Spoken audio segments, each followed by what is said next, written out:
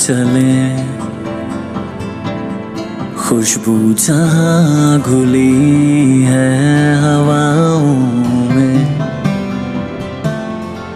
थोड़ी सी आवारगी, थोड़ी सी दीवानगी, थोड़ा सा पागलपन जीने में। कोई ना रोके मुझे, कोई ना टोके मुझे, उड़ती फिरूं पंख फैला के। सफरनामा, सफरनामा, बादल की गलियों में खो जाने का सफरनामा।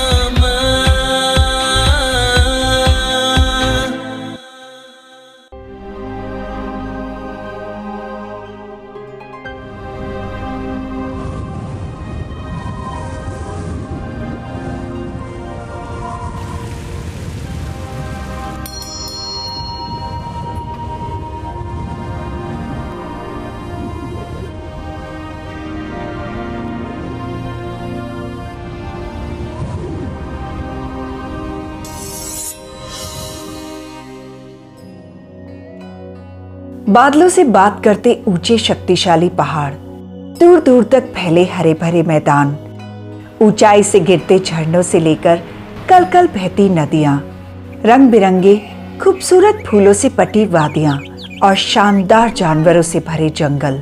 अ place which is mystic, mysterious and vibrant. एक ऐसी जगह जहां मिलेंगे हंसते मुस्कुराते स्वागत करते चेहरे और प्यार की गर्माहट से भरे दिल। इंसान की कल्पना से परे एक ऐसी जगह जो अपनी नेचुरल ब्यूटी, रिच हेरिटेज और कल्चर से सभी का मन बांध लेती है। ये कोई फेरी लैंड नहीं है, but there is definitely something magical about it. This is North East, the unexplored paradise of India. North East दुनिया का बेस्ट केप्ट सीक्रेट डेस्टिनेशन है, जिसे सेवन सिस्टर्स के नाम से जाना जाता था, लेकिन अब सिक्किम भी इससे जुड़ गया है। ये 8 स्टेट अलग अलग विशेषताओं के साथ एक दूसरे से ज्यादा खूबसूरत नजर आते हैं। सो वेलकम टू माई सफरनामा of this wonderland, which is North East India. और नॉर्थ ईस्ट को जानने की शुरुआत करने के लिए गेटवे ऑफ नॉर्थ ईस्ट यानी गुवाहाटी से अच्छी जगह तो हो ही नहीं सकती।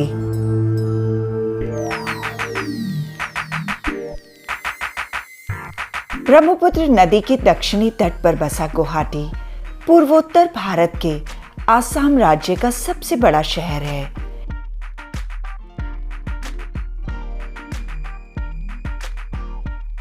एशियन टाइम में आसाम कामरूप था और गुवाहाटी प्रयाग ज्योतिषपुर कहलाता था। गुवाहाटी की हिस्ट्री और लेजेंड्स हजारों साल पुराने हैं। हमारे महाकाव्यों और पुराणों के अनुसार ये एशिया के ओल्डेस्ट शहरों में से एक माना जाता है। आज गुवाहाटी को दिसपुर के नाम से भी जाना जाता है।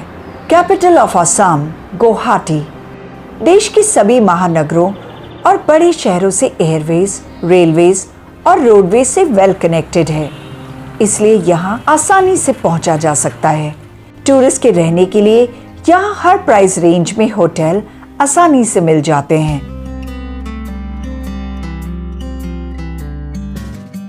गुवाहाटी के बारे में एक बहुत ही इंटरेस्टिंग फैक्ट है कि मुगलों ने कई बार गुवाहाटी पर अटैक किया, लेकिन हर बार उन्हें हार का सामना करना पड़ा।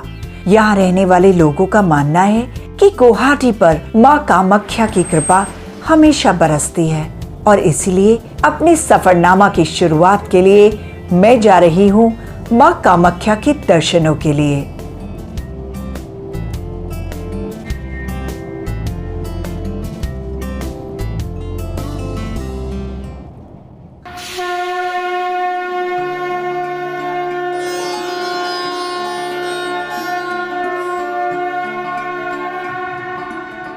नीलांचल पर्वत के बीचों बीच स्थित कामाख्या मंदिर गुवाहाटी के वेस्ट में करीब 8 किलोमीटर की दूरी पर स्थित है। इस मंदिर को 16वीं सेंचुरी में नष्ट कर दिया गया था, लेकिन बाद में कूच बिहार के राजा नर नारायण ने 17वीं सेंचुरी में इसे दोबारा बनवाया। मंदिर के बाहर सीढ़ियों पर ढेरों दुकानों में प्रसाद, फूल, चूड़ी और सिंदूर मिल जाता है, जिसे भक्त खरीदकर देवी को अर्पण करते हैं। सुबह से ही यहाँ आने वाले भक्तों का तांता लग जाता है।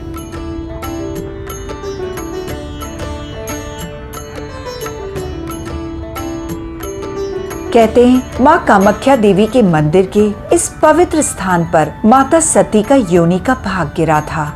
इस मंदिर को अलौकिक शक्तियों और तंत्र सिद्धि का केंद्र माना जाता है। मेरा सौभाग्य है कि मैं यहाँ आई हूँ नवरात्रि के समय। पूरा मंदिर फूलों से ढका हुआ है। आज मंदिर की सजावट देखते ही बनती है।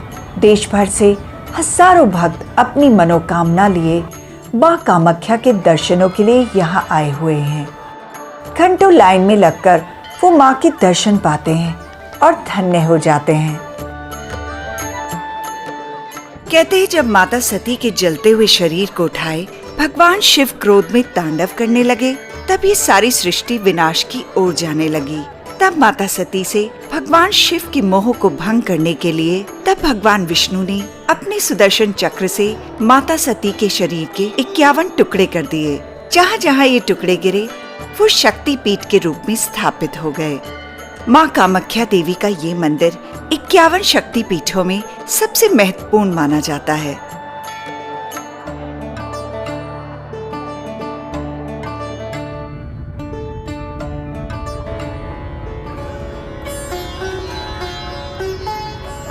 कामाख्या देवी का मंदिर 4 कक्षों में बटा है, जिन्हें गर्भगृह, मंडप, पंका रत्न और नट मंदिर कहा जाता है।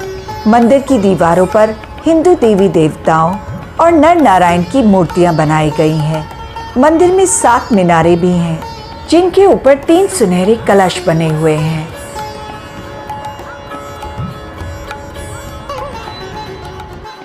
कामाख्या देवी के मंदिर में तारा, धूमवती, भैरवी, कमला, बगुलामुखी आदि तंत्र देवियों की मूर्तियां स्थापित हैं। कहते हैं कि यह मंदिर और मंदिर के बाहर इस नीलांचल पर्वत पर देवी 10 महाविधाओं के रूप में विराजमान है।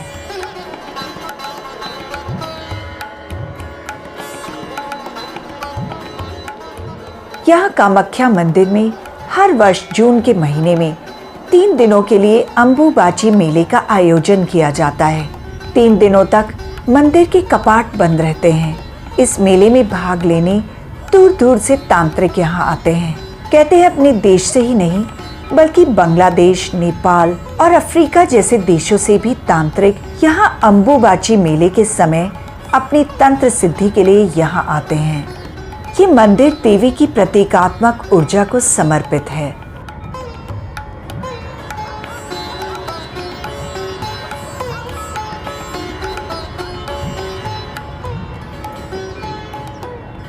माँ कामाख्या देवी के दर्शन कर मेरा जीवन तो धन्य हो गया। यहाँ माँ कामाख्या देवी पिंडी रूप में दर्शन देती हैं। यहाँ वो माँ सरस्वती और माँ लक्ष्मी के साथ में विराजमान हैं।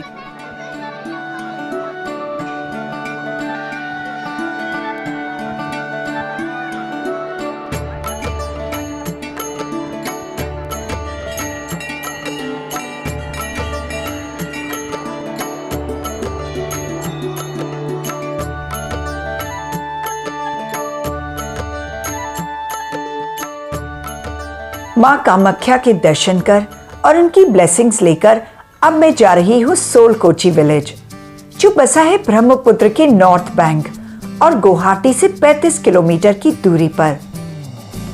विलेज में बहुत सारी कॉटेज इंडस्ट्रीज हैंडलूम पर काम करती हैं, इसलिए इस विलेज को मैनचेस्टर ऑफ असम भी कहा जाता है। शहर से निकलते ही रास्ता इतना खूबसूरत हो गया कि मैं मंजिल के बारे में सोचने लगी और सोल कोची विलेज ने मुझे बिल्कुल भी डिसअपॉइंट नहीं किया। शहर की भीड़भाड़ से थोड़ी दूर पर बसा ये गांव बेहद खूबसूरत और शांत है। सोल कोची विलेज में ज्यादातर लोग वीवर्स हैं, जो हाथ से कपड़ा बुनकर बनाते हैं। कहते हैं यहाँ पर बनी सिल्क देश में ही नहीं विदेशों में भी बहुत पसंद की जाती है।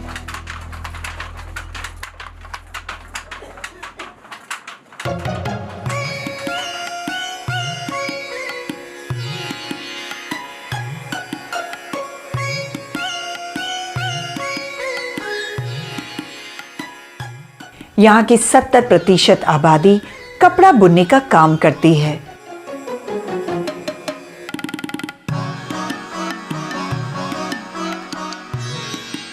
सोलकोची विलेज में आपको गलियों से, घरों से हैंडलूम की रिदमिक आवाज सुनाई देगी, जो किसी संगीत से कम नहीं लगता है। ज्यादातर घरों में ट्रेडिशनल हैंड ऑपरेटेड लूम्स लगे हुए हैं, जिन्हें यहाँ टकसाल कहा जाता है। यहाँ कपड़ा बुनना पीढ़ी दर पीढ़ी चला आ रहा है। ये सिर्फ एक ट्रेडिशन नहीं है, बल्कि ये यहाँ के लोगों के लिए जिंदगी जीने का एक तरीका और लेबर ऑफ लव है। सोलकोची गांव में हम मिले दीपक जी से, जो कपड़ा बुनने के अपने पुश्तैनी काम को बड़ी लगन और मेहनत से कर रहे हैं। ये मेखला सदर बोलते हैं हम लोग, जो आसामीज में लोग पहनते हैं वो मेखला सदर पहनते हैं। ये जो सिल्क होता है ये मालवाड़ी सिल्क है, ये सिल्क में बनता है और मुगा और तोस में भी बनता है। मुगा तो हम लोग इधर बनाते हैं, मुगा का ड्रेस ये तो असम में बहुत फेवरेट है। यहाँ गांव में मालवानी सिल्क, तांत, मूंगा और टसर सिल्क से आसाम की ट्रेडिशनल ड्रेस, मेखला सादर और साड़ियां बनाई जाती हैं, जो देश विदेश में एक्सपोर्ट की जाती हैं। ये तो सोलकोची में 3 तरीके के सिल्क बनाए जाते हैं, आसाम सिल्क, एरी सिल्क और मूंगा सिल्क। लेकिन मूंगा सिल्क, जिसे गोल्डन सिल्क ऑफ आसाम भी कहा जाता है, दुनिया में और कहीं नहीं, सिर्फ सोलकोची विलेज में ही बनाया जाता है। सोलकोची विलेज में बनी रंग बिरंगी ट्रेडिशनल मेखला सादर के रंग आसाम के वाइब्रेंट और कलरफुल कल्चर को कितनी अच्छी तरह से रिप्रेजेंट करते हैं। आज के इस मॉडर्न वक्त में जब हर कोई बदल रहा है, तो यहाँ की ट्रेडिशनल ड्रेस इस बात का सबूत है कि बदलाव कितना भी क्यों ना आ जाए, लेकिन यहाँ के कल्चर और ट्रेडिशंस आज भी यहाँ के लोगों की जिंदगी का हिस्सा हैं। आसाम के रिच कल्चर और ट्रेडिशन का इम्पोर्टेंट हिस्सा है Bihu festival.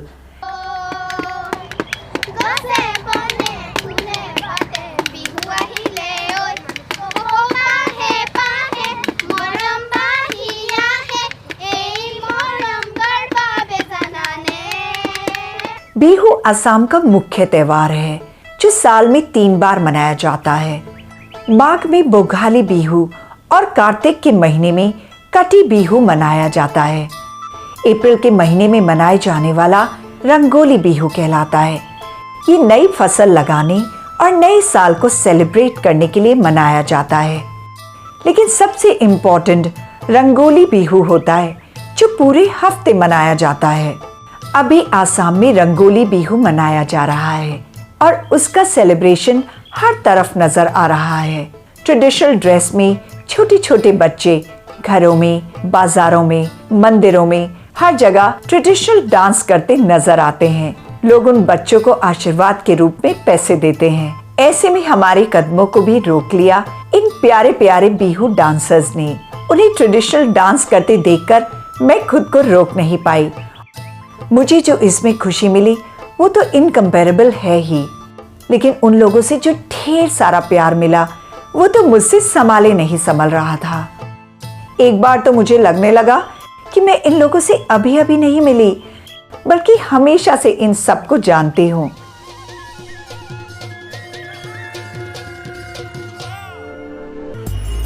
Heart of Guwahati city, जिसे लोग गुवाहाटी का चांदनी चौक भी कहते हैं। फैंसी बाजार शायद यहाँ का बेस्ट फ्ली मार्केट है। फैंसी बाजार में हर तरह की खरीदारी की जा सकती है। यहाँ ऑलमोस्ट सब कुछ मिलता है, जैसे खाने पीने की चीजों से लेकर craft items, cosmetics, accessories, bags, jewellery और कपड़े। फैंसी बाजार में यहाँ की ट्रेडिशनल ड्रेस, मेखला सादर और असमीज साड़ीज की बहुत वैरायटी मिलती है।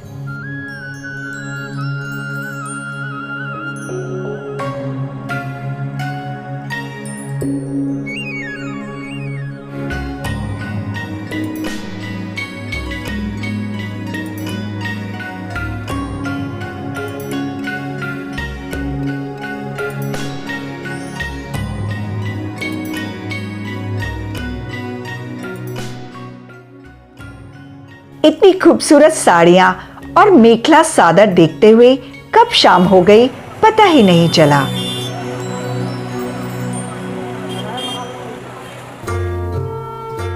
अगले दिन सुबह सुबह मैं निकल पड़ी ब्रह्मपुत्र नदी के बीच बसे सबसे छोटे आइलैंड उमानंदा की तरफ, जिसे ब्रिटिशर्स ने नाम दिया था पीकॉक आइलैंड, जिस पर बना है भगवान उमानंदा का छोटा सा मंदिर। उमानंदा आइलैंड जाने के लिए मैंने ली फेरी, जो मुझे सिर्फ 15 मिनट में पहुंचा देगी आइलैंड पर। ये है मेरा लग्जरी क्रूज और मैं तैयार हूँ ब्रह्मपुत्र पे सेल करने के लिए। मैं जा रही हूँ Umananda island. So come and enjoy my beautiful Guwahati ride.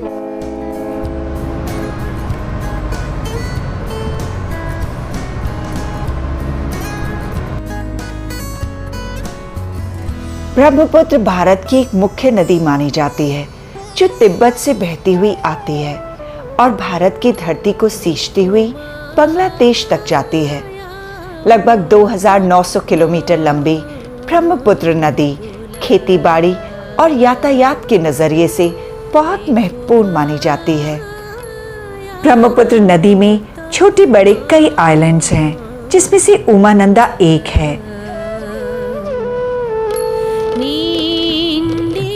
ये जलपरी बोट मुझे लेकर आई है उमानंदा आइलैंड पे। यहाँ पर भगवान शंकर का एक छोटा सा मंदिर है। ब्रह्मपुत्र नदी पर बना ये आइलैंड इतना छोटा है कि मैं इसे पूरा पैदल चलकर घूम सकती हूँ। तो आइए एक्सप्लोर करते हैं।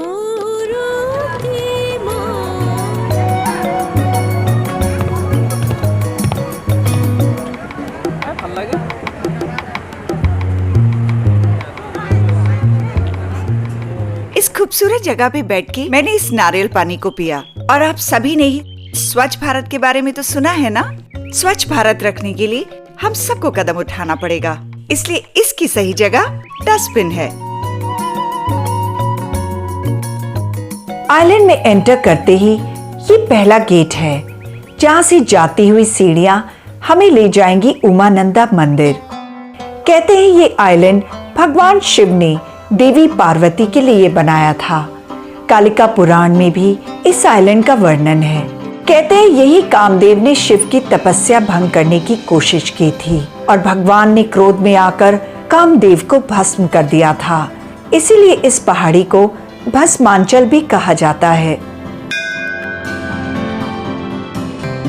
यह मंदिर में भगवान उमानंदा, भगवान विष्णु और ब्रह्मा जी के साथ विराजमान हैं।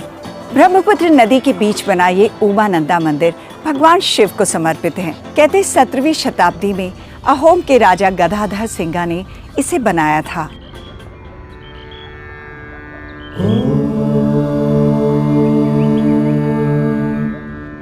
नमः शिवाय।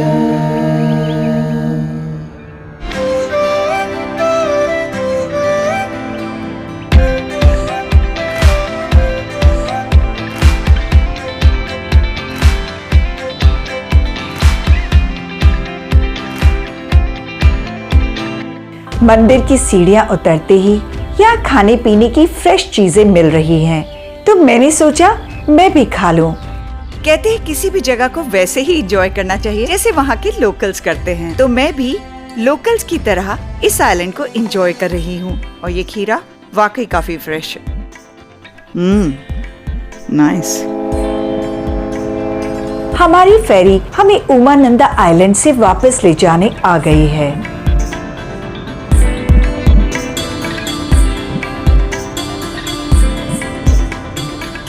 और अब मैं जा रही हूँ असम स्टेट जू कम बोटेनिकल गार्डन, जिसे वाइल्ड लाइफ पैराडाइज कहा जाता है।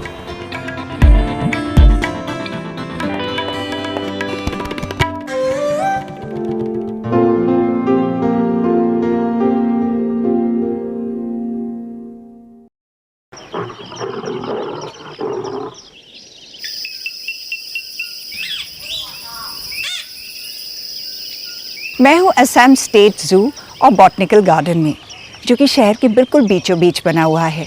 यहाँ एनिमल्स को क्लोज टू नेचुरल हैबिटेट में रखा गया है।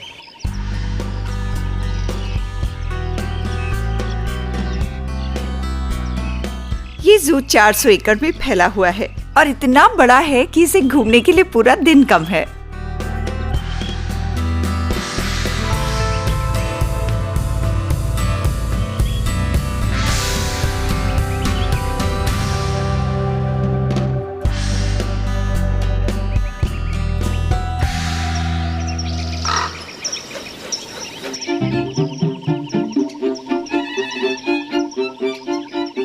इस जू की खास बात ये है, एनिमल्स जिस तरीके से रहते हैं उसी तरीके से यहाँ सब कुछ क्रिएट किया गया है। ये चीतल है और इसको स्पॉटेड डियर भी बोलते हैं और ये यूजुअली ग्रासलैंड में रहते हैं। And these are 2 one-horned rhinos जो कि आसाम में ही पाए जाते हैं और इनकी पॉपुलेशन दुनिया में सबसे ज्यादा यही है।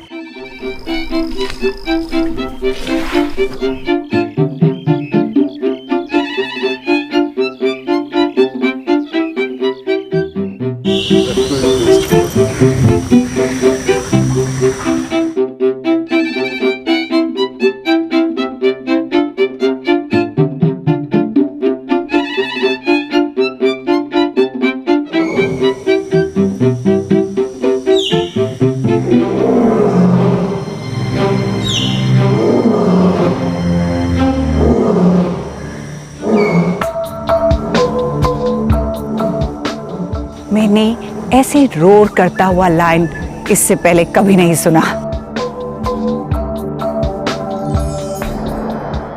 ये व्हाइट बंगाल टाइगर है जो कि बहुत रेयर होता है। इनकी नीली आंखें होती हैं और नोज पिंक कलर की होती है और इनके ऊपर ब्राउन कलर की स्ट्राइप्स होती हैं। ओह माय गॉड, इतनी पास से मैंने व्हाइट बंगाल टाइगर्स कभी नहीं देखे और ये तो बहुत ही एक्टिव है। ये गया अंदर और अपने केज से अपना खाना लेकर आया और यहाँ बैठ के अब आराम से अपना खाना खा रहा है और मुझे इसे डिस्टर्ब नहीं करना चाहिए।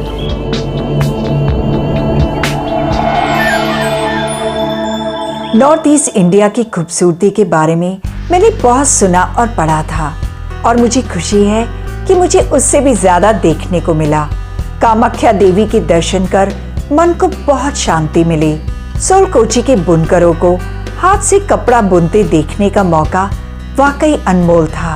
बिहू के रंग और ब्रह्मपुत्र नदी की विशालता, ये सब ऐसे एक्सपीरियंस हैं जिसे मैं कभी भी भूल नहीं पाऊंगी। मैं बहुत खुश हूँ इस बात से कि मेरे सफरनामा की शुरुआत इतनी खूबसूरत हुई है। अपने अगले सफर में मैं आपको ले चलूंगी वर्ल्ड की लार्जेस्ट रिवर आइलैंड माजुली, जो बसा है ब्रह्मपुत्र नदी के बीच। तो मेरे सफरनामा के अगले पड़ाव तक के लिए मैं आपसे विदा लेती हूँ। हंसते रहिए, मुस्कुराते रहिए एंड कीप ट्रैवलिंग।